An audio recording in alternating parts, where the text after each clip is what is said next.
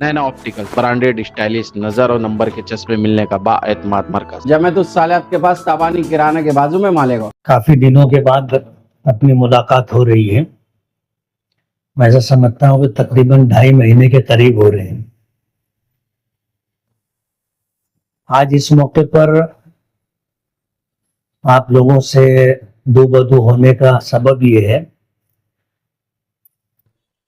कि आज हमारे सूबे महाराष्ट्र में SIR को लेकर के जो सरगर्मियां जारी हैं, आज मुझको कुछ लोग कहने लगे कि SIR के इस प्रोग्राम में आपने कुछ नहीं किया, क्यों ऐसा है? उनको मैंने कहा कि मैं ऐसा मानता हूं कि पूरे महाराष्ट्र बल्कि पूरे देश में एक भी भारतीय नागरिक ऐसा नहीं होगा जो ये चाहता हो कि उसको बांग्लादेश भेज दिया जाए या उसे डिटेंशन कैंप में रहने का शौक हो,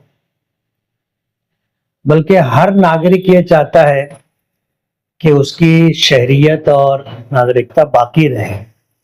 उसके लिए वो अपने अपने तौर पर जतन और जद्दोजहद कर रहा है।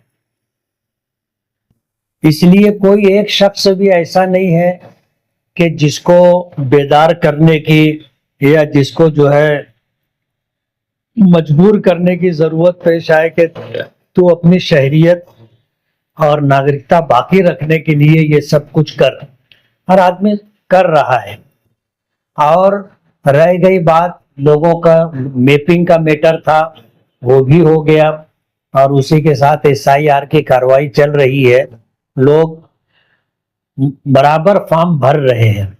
ऐसा नहीं है कि लोग फॉर्म भरना नहीं चाहते और हिंदुस्तान से हिजरत करके बांग्लादेश जाना चाहते हो।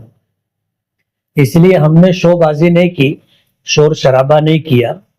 हमने अपने तौर पर अपने कारपोरेटरों को लगा करके लोगों की जो मदद हो सकती थी, जो ताउन हो सकता था, हमने वो सब कुछ किया।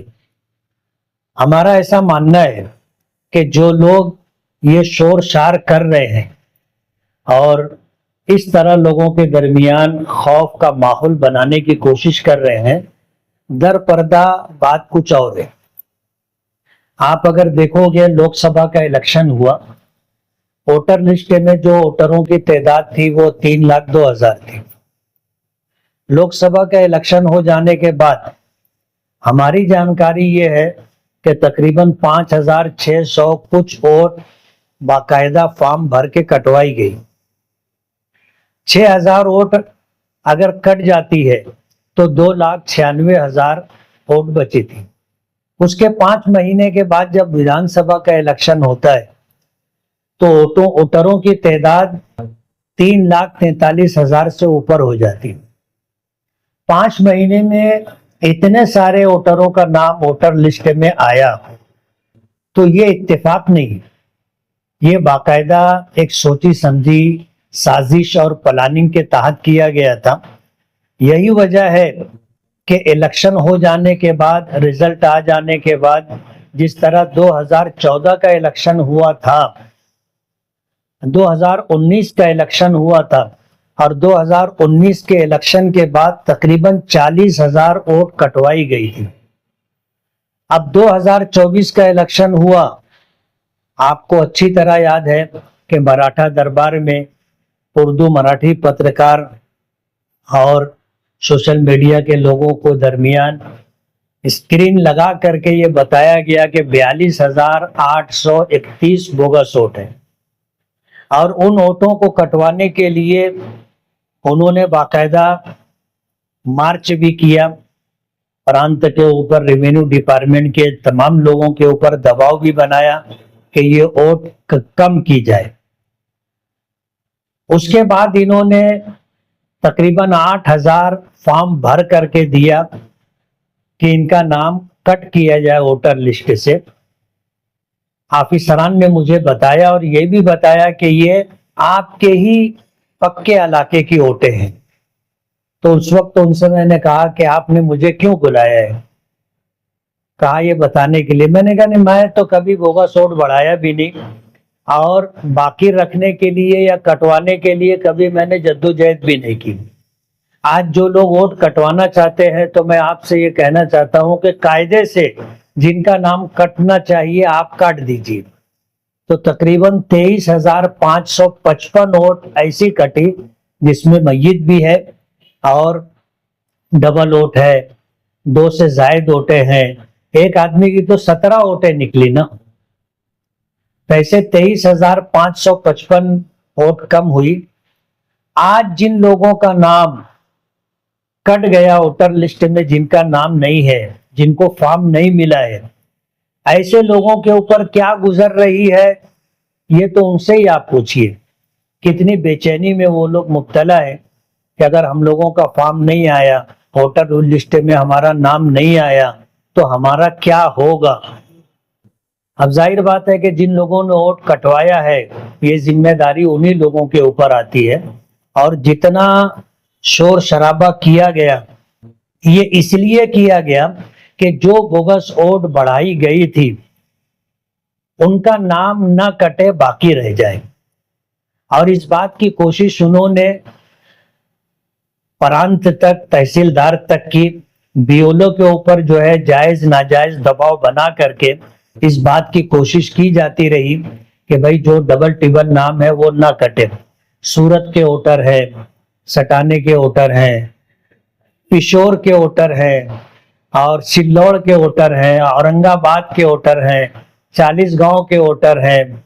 इन जगहों के जो वोटर हैं उनका मालेगांव से क्या लेना देना, लेकिन उनकी वोट बाकी रखने के लिए जद्दोजहद और कोशिश की जा रही है। बीएलए लोगों ने उन्होंने अपना काम बराबर किया, मैं उनकी सराहना करता हूं। लेकिन जिस तरह एसआईआर का प्रोग्राम आया और बीएलओ को जो है उनके ऊपर बेला वजह का प्रेशर बना करके उनको महबूस करके एक जगह बिठा दिया गया, जबकि उनकी जिम्मेदारी थी कि घर घर जा करके वो अपनी जिम्मेदारी पूरी करें। आज जो सूरत हाल है, मालेगांव के लोगों को बहुत ज्यादा डराया गया, बहुत ज्यादा खौफजदा किया गया। मैंने ईदगाह के ऊपर ये बात कही थी कि एनआरसी का कानून लाया गया, आपका क्या बिगड़ा। सीएए का कानून लाया गया, आपका क्या बिगड़ा।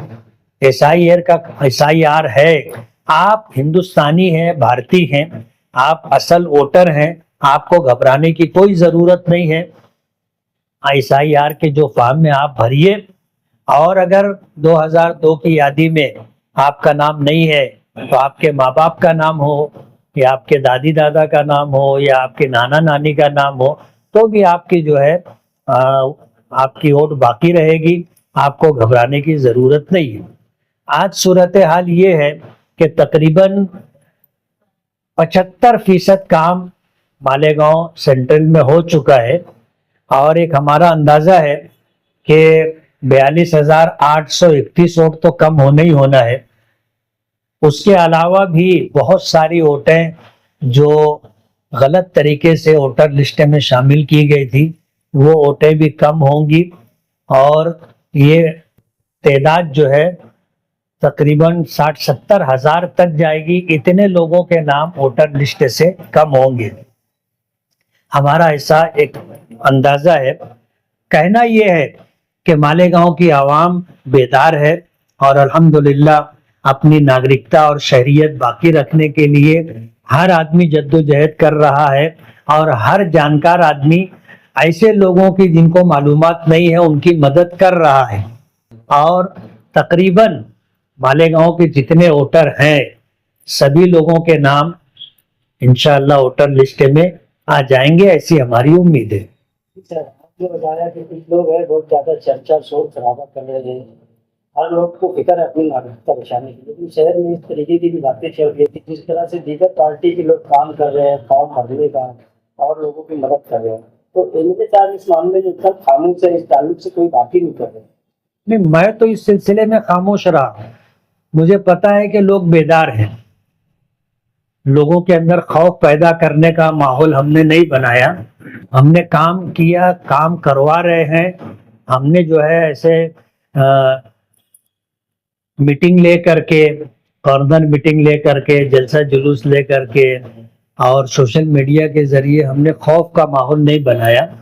लोग अपना काम कर रहे हैं, अपनी शहरियत बाकी रखने के लिए फॉर्म भरें और लोग कर रहे हैं अल्हम्दुलिल्लाह। एक बात और स्वाभाविक कि जिनका मीटिंग हुआ था, ऐसे सैकड़ों की तादाद में जो लोग हैं उनको ना तो फॉर्म मिला, उनका नाम ही कट गया और मीटिंग हुआ था, फिर जल्दी ये मामला हो गया। ऐसे लोग परेशान हैं। आप लोगों की जिम्मेदारी है मीडिया की कि इस मामले की इंक्वायरी करें। मेरी जानकारी ये है कि बाकायदा नाम कटवाया गया और इस सिलसिले में मैंने जा करके प्रांत साहब से बात भी की। उन्होंने मुझे बताया कि तकरीबन 8,000 के करीब फॉर्म भर के दिया गया।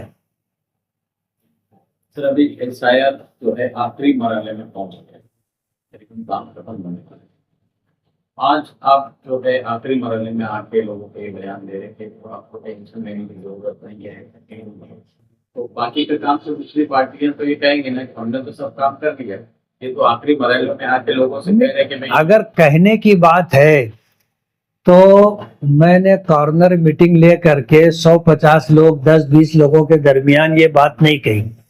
मैंने 1.5 लाख के मजमे के अंदर SIR के ताल्लुक से बात की थी।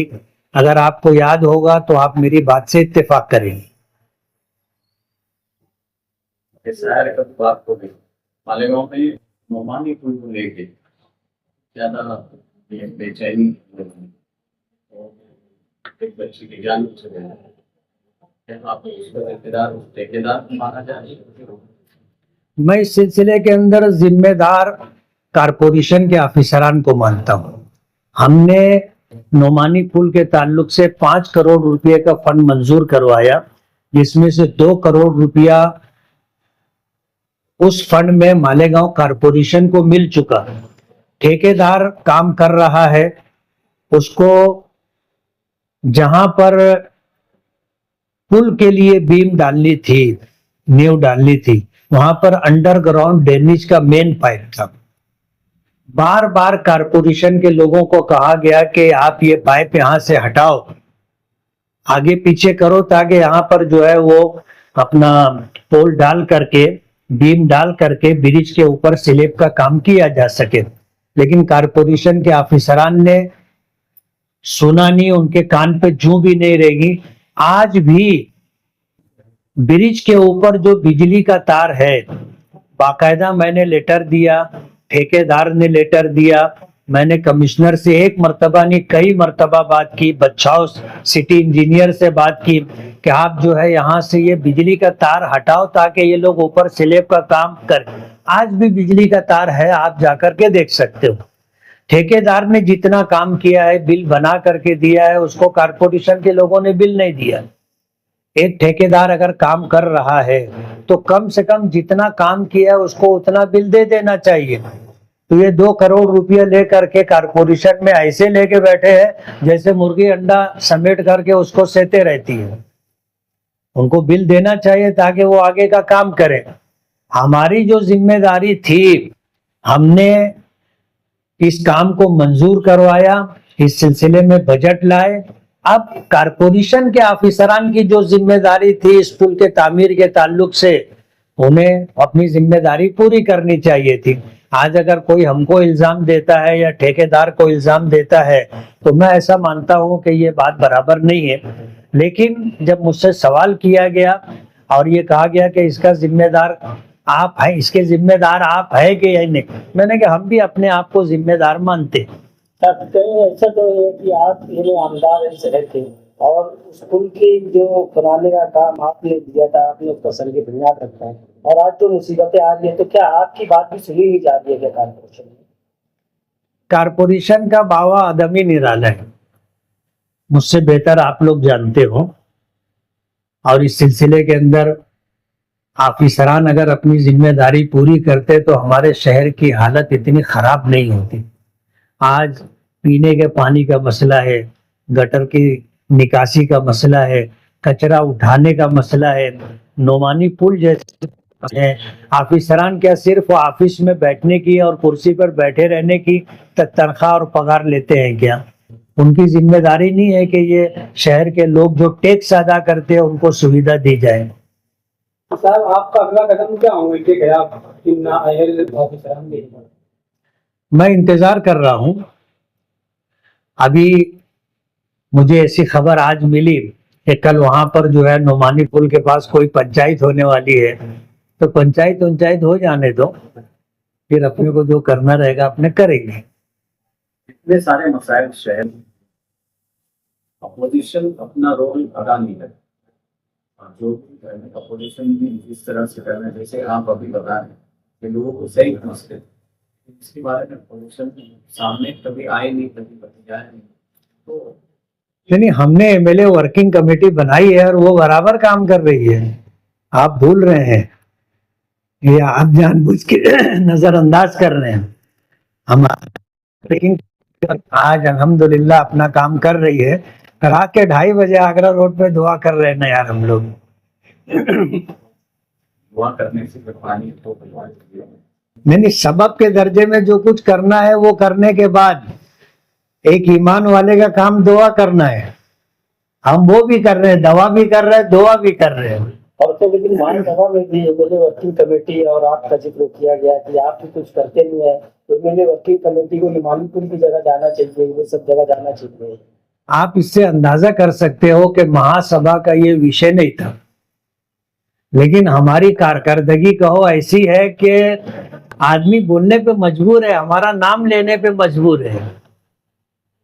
आपके जो कारपोरेटर वहाँ पे वो लोगों से कुछ कहना चाहते हैं कि वो भी आपके इसमें देखते हैं कि हमारे आमदार के खिलाफ आप बोल रहे हैं, ऐसा क्या है कि नए लोग हैं, जो पुराने लोग हैं उनकी जिम्मेदारी है बोलने की। अब अगर वो नहीं बोलते हैं तो समझने वाली बात है, देखेंगे।